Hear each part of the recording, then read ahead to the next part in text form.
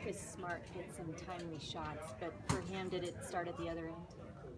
I thought that they were good defensively as the game, was getting closer to the end. You could just feel their disposition rise up defensively.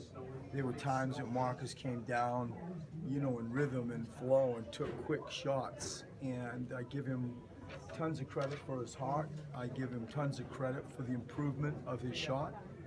And he's always been somebody that we studied from afar. When the draft was going on, you paid attention a lot to Marcus Smart.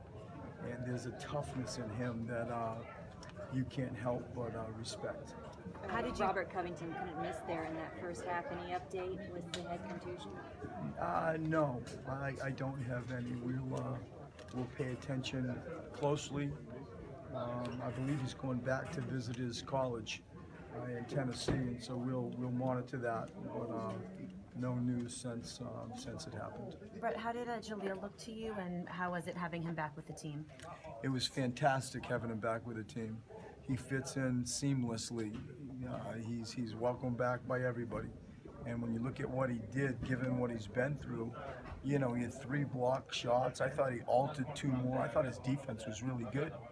And there are times like even though it hasn't been that long, there's a little bit of rhythm you lose. There's a little bit of familiarity that you lose.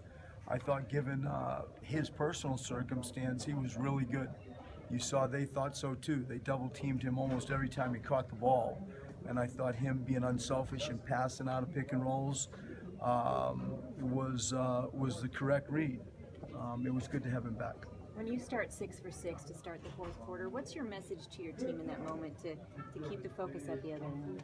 I mean, you just want to be there at the end. This is the second best team in the East. I think when you really study it, it's going to play out to be, a top 4, top 5 team in the NBA. And so it's an elite team playing extremely good basketball on their home court. And you take all those things and really you hope to be there at the end.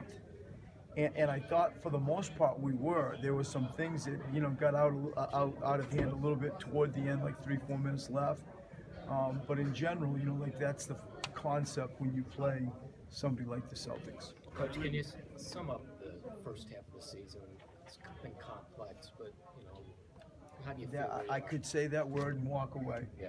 It has been complex, but personally, it's one of the most enjoyable groups personally that I have coached because I respect them. I like them and I respect them. That is a powerful combination, and it doesn't really, necessarily sometimes go in that order.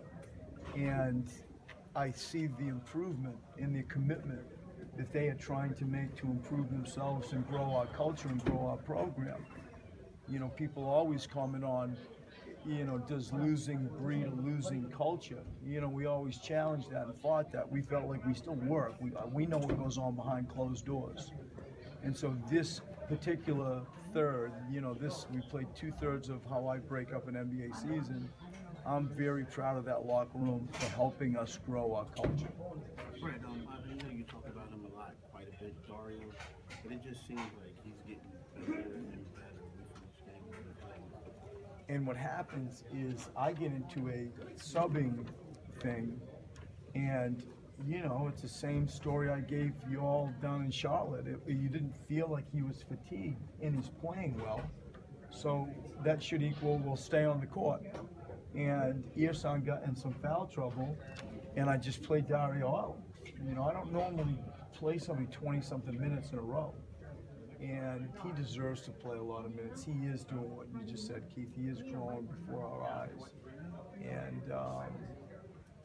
he's such a pro. He's such a worker, as Irsan is. Like, they really are true pros, and he's reaping the benefit of the work that he has put in. We discussed Marcus, but Isaiah's ability to really operate on that right wing, how'd he do some damage there?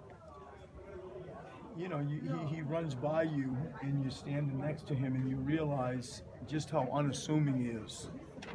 It's not like he's 6'6", it's not like he's 230 pounds. And he still is so gifted and so elite and such a a game changer where he can get buckets. He really can score in a bunch of ways. And as I said at the start, because he can shoot and then he can dance with a ball, well, then you come up and you guard him and he's able to take off, and, you know, he's clever at the rim. He can finish at the rim, use his body. You know, he just is an all-star for a reason and a 30-point NBA scorer for a reason. And, you know, we felt all of that tonight. The Celtics ratcheted up the ball pressure in the last few minutes. What do you tell your team to try to execute offensively when they don't have much space? Drive it. You know, there are some times that you're fooling yourself if you think you're going to run perfect offense when you got kamikaze defenders swarming you. It's I say fight fire with fire, and you got to be strong with the ball, and we weren't. You know, it's a learning experience for us where we got to have more composure. I think we do have to be stronger with the balls at times. You know, both teams, I think, had 22 turnovers. Yeah, I think, you know, both of those stats are attributed to I think, aggressive basketball tonight.